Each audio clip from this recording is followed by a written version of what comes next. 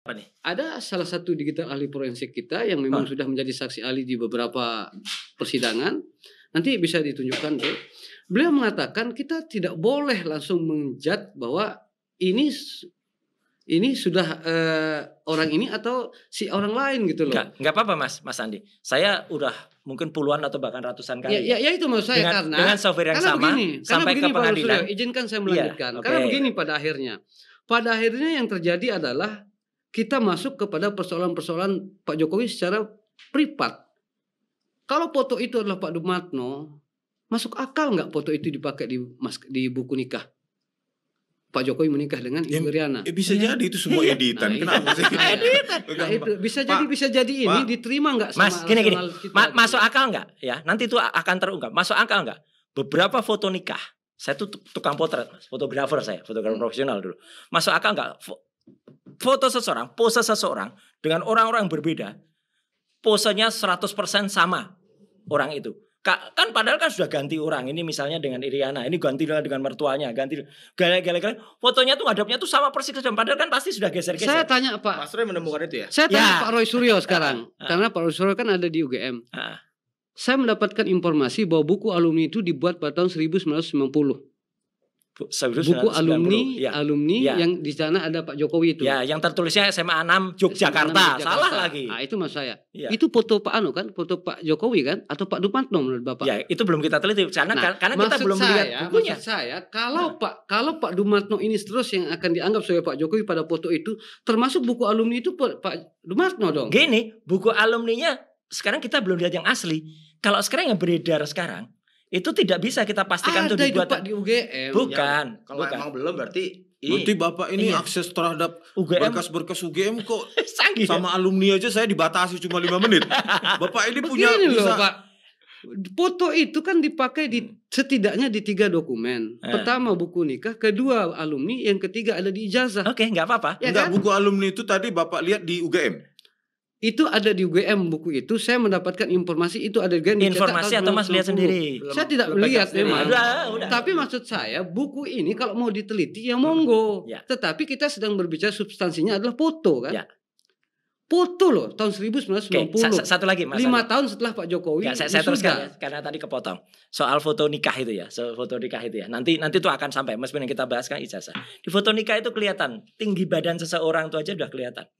Di foto nikah itu tinggi badannya orangnya kira-kira 170 cm. Foto buku nikah. Bukan foto buku nikah, foto pernikahan. Foto pernikahan. Ya, ini lain lagi Mas. Kalau saya lihat itu udah. Dan ternyata dalam perbandingan sekarang kalau Jokowi dengan Iriana itu terpautnya jauh beda. Nggak mungkin ada seseorang memendek. Istighfar kita Pak. Iya, masa Pak Ibu Riana menikah dengan orang lain? Bukan menikah dengan orang lain. Fotonya aja. Perekayasa foto ini nggak cermat. Bapak kan ingin mengatakan bahwa yang ada di foto pernikahan itu kan bukan Pak Jokowi kan? Karena ada perbedaan tinggi badan segala macam. Enggak Pak, maksudnya tempelan itu loh, maksudnya yang perempuan di sampingnya pun belum tentu Bu Ibu. Iya, itu gimana? Jangan langsung disimpulkan itu Ibu Riana. Kembali Pak. Bang, saya tuh kepingin tanya ini. Yang pertama yang enteng-enteng dulu. Siap.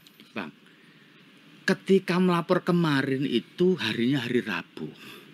Tanggal 30 April. Betul ya Bang ya? Betul. Dan menurut catatan kami, sepanjang beliau menjadi presiden 10 tahun, Pak Jokowi ini ketika mengambil keputusan penting, termasuk ketika melakukan 9 kali reshuffle kabinet, bahkan ketika beliau mencabut status COVID-19 ya, itu semuanya jatuh hari Rabu. Pertanyaannya adalah, Bang, yang menentukan hari Rabu lah kita ke Polda Metro itu siapa Bang? Oke, jadi memang ini menarik. Sekembali beliau dari Vatikan, itu memang kami terus komunikasi. Kapan rencana laporan ini diajukan. Waktu itu kami koordinasi dengan Mas Syarif, ajudan beliau. Itu di hari Selasa. Di hari Selasa ya Bang? Berarti di hari Senin. Hari Senin. Berarti hari Selasa itu adalah tanggal 29, berarti Seninnya tanggal 28. Betul. Nah, jadi masih ada pilihan Selasa atau Rabu. Atau bahkan Bapak kembali dulu ke Solo, baru kembali lagi untuk membuat laporan. Tapi akhirnya setelah didiskusikan, Mas Syarif bilang sepertinya hari Rabu karena Bapak sukanya hari Rabu. Dan betul, kami mendapat instruksi hari Rabu pukul 9 untuk ke Polda Metro. Oh begitu ya. Betul. Jadi memang Pak Jokowi yang menentukan hari Rabu 09. Betul. 00 WIB ya. Betul. Karena memang betul yang kita tahu sih Pak Jokowi senang hari Rabu karena beliau lahir Rabu Pon. Betul. Ya. Tapi waktu itu sempat disebutkan penanggalan Jawanya nggak Pon itu ada nggak? Pokoknya Rabu gitu.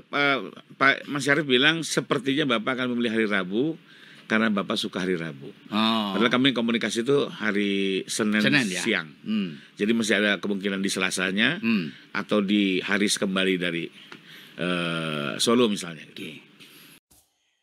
Rekan-rekan, kita ketemu lagi di Respon, kita ngobrol lanjutan dari yang kemarin ada sedikit menyinggung di ujung-ujungnya lah ya. Satu tentang ijazah Pak Jokowi, yang pada akhirnya Pak Jokowi hari ini melaporkan kasus itu ke Barreskrim. Ini saya pikir memang langkah yang kita tunggu, karena apa? Isu ijazah palsu itu kan sudah meributkan situasi permedsosan dan ranah sosial yang tidak henti-hentinya, dan itu menarik energi kita yang sia-sia.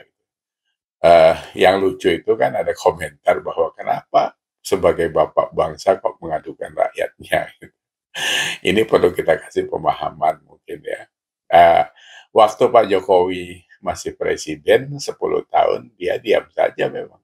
Karena posisinya sebagai presiden, mungkin pertimbangannya itu tadi sebagai bapak bangsa, masa mengadukan rakyatnya. Gitu. Ini beda dengan Pak SBY kan. Pak SBY waktu menjadi presiden ada 2 kasus yang diadukannya. Gitu.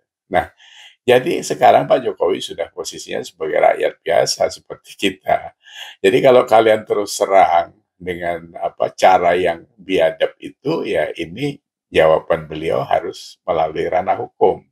Karena dari sana nanti bisa dijelaskan di persidangan, bisa dicek ijazahnya, ada saksinya dari UGM, guru SMA, SMP. Kalau kemarin kalian minta ditunjukkan yang asli seperti apa, kalian juga nggak tahu. Kan sudah dikasih penjelasan.